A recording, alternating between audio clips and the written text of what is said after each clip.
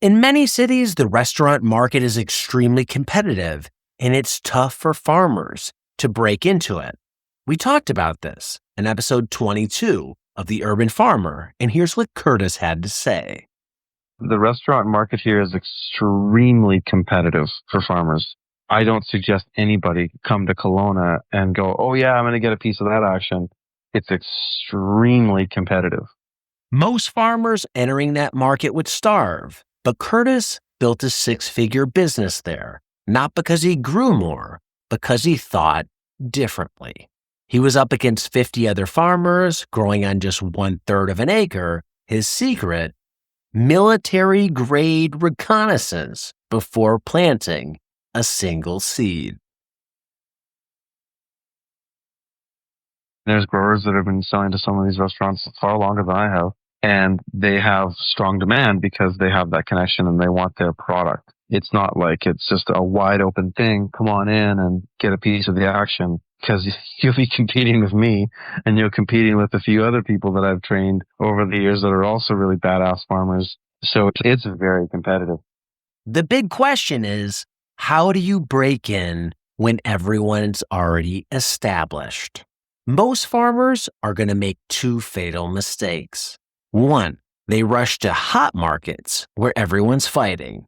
Two, they compete on the same products with lower prices. Curtis did the opposite and gathered intelligence first. The first thing I would do is assess the marketplace first. Like, I'd figure out if there was actually a niche and if it was actually worth pursuing that geographical region. When I asked Curtis how he'd break into a new competitive market, this was his answer. Here's his 3-stage intelligence protocol. Stage 1, market assessment. Is there money to be made here? Stage 2, competitor mapping. Who's already winning in this market? Stage 3, gap identification. What's missing here? How could I fit in? And the best part, this all starts from home on your laptop. No money required. Do a lot of preliminary work first. Use a program like Yelp. Yelp is a great app. Search for restaurants that advertise if they're local or they're field to fork or farm to table or whatever the buzzwords are. Find and make a comprehensive list in your area of what are all the restaurants that are into that, and then go on their website, do a little bit of research, find out more about them. This is digital reconnaissance, free intelligence that most farmers are going to ignore. If you want to try and find a niche in a crowded and competitive market, here's your 5-minute spy protocol. Step 1, search farm to table in your city. 2, download 10 menus. 3, circle every vegetable mentioned on those menus. 4, know which vegetable appears most often. 5, flag anything exotic or unusual. A lot of these restaurants will put their menu on their website, look at their menu, see what they're serving.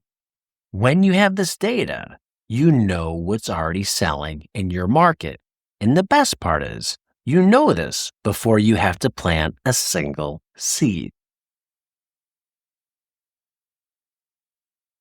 Have more questions? Pretend to be a customer and get a little devious. Make a phone call. Pretend to be an overzealous customer and just ask some questions. Like, our listeners have seen that show Portlandia, where they have the couple that go to the restaurant and they're asking about the chicken. Where did the chicken come from? How is it raised? Just be an overzealous customer and just ask where their food's coming from. Your script is simple. Just ask this one question. Hi, I'm really into local food. Where do you source your vegetables? If they're a foodie restaurant, they're probably used to that stuff anyways. So whoever's answering the phone is going to have a bunch of sound bites on what their answers are. So you can find out a lot of information pretty quickly. In just 5 minutes, you'll extract current suppliers' names, what they're proud to source locally, what they can't get locally. That last one, that is your entry point. Here's some counterintuitive intelligence from Curtis. People always have these romantic ideas of the best place to go, but I always tell them the best place to go is the town that nobody's doing it. Go and be the frontiersman. Go and be the first mover. Make sure that there's a demand. Make sure that there's an interest in it. When he did his market research, this is what it revealed. Think about how many medium-sized towns there are in America. There's so many towns in the U.S. that are between 50 and 150,000 people. So many. And in my opinion, those are the most ideal sized towns for urban farming because you have access to land, because the lots are a good size. Big city, no land, extreme competition, impossible costs. Tiny town, cheap land, but no demand, no restaurants. The Goldilocks zone, available land with real demand and manageable competition. You've got homes with yards that are like 4,000 square feet. You might have 2,000 square feet in the front and back. You've got like an eighth of an acre on average on a lot of these homes. The reality is, your market might not be where you are. It might be in a town 50 miles away.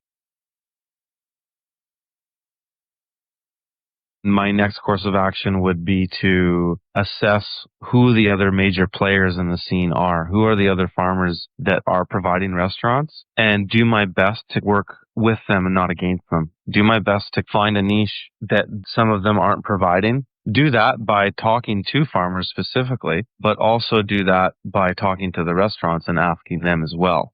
I'm not adverse to competition. I think competition's good because I think competition keeps prices realistic. Here are some reconnaissance questions that you can ask. A question for farmers: what do you hate growing? A question for restaurants: what can't you get locally? The gap between those answers is your business. Don't just show up anytime. When you approach chefs in restaurants matters. The best time to go into a restaurant is when it's not busy. So if it's a dinner restaurant, don't go at dinner time. Don't go during the major part of their prep. Go in the early part of the day. Even call ahead and ask what's a good time to come in and talk to the chef. Some restaurants are better suited to popping in than others. But the thing is, you have to realize, especially once you get into the higher end restaurants or restaurants that have big kitchens where there's a pretty big hierarchy of kitchen staff, executive chefs are very busy and they don't necessarily want to be bothered unannounced. So in those kind of situations, it's definitely a good idea to call and be polite. Approach windows can look something like this. Dinner spots from 2 to 4 p.m., lunch spots from 9 to 11. High-end restaurants always call first. The key is you don't want to walk in the door asking to talk to the chef at his busiest, most stressful time. Look for the downtimes when he's there to talk to him about your product. And bring plenty of samples.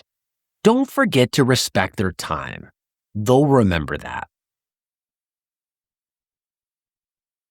I see a lot of new farmers, they throw all their eggs into one basket. They get really hung up over, the potential of this new restaurant that wants to buy their stuff. Like they invest too much in the relationship, almost being like a young teenage boy. Some cute girl in high school, you think you got a look from her and you think she likes you, but you're not sure. In reality, she probably has every other guy chasing after her. Your chances are pretty slim, but you get so jacked up about it and you put so much into it. And then when you realize that she wants to just date the big jock in high school, you're just like so bummed out and depressed. It's just don't put too much into it.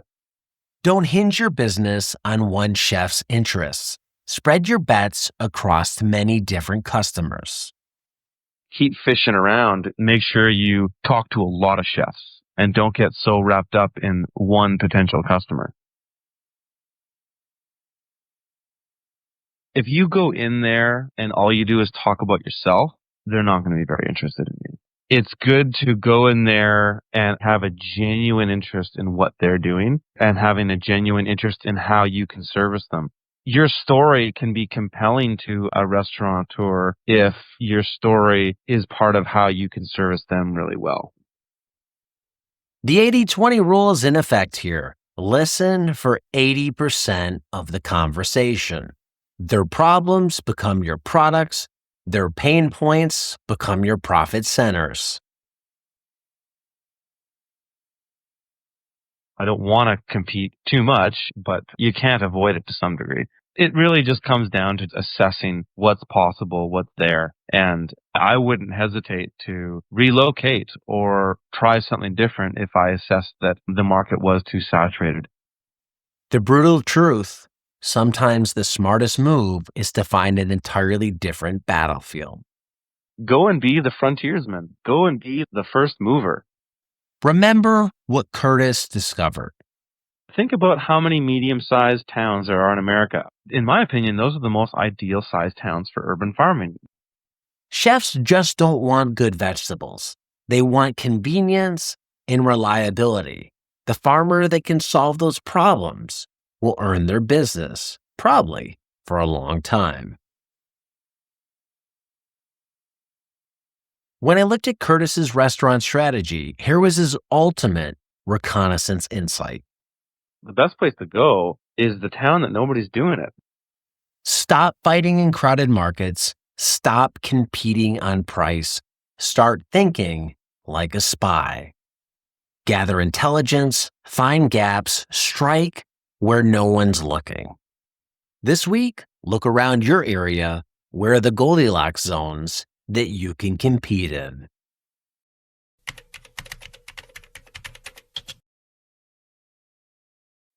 Thanks for watching this video. If you want to watch the full-length episode of The Urban Farmer, you can do so right here on this YouTube channel. And leave a comment below. I'd love to hear what you thought about this episode. And as always, be nice, be thankful, and do the work.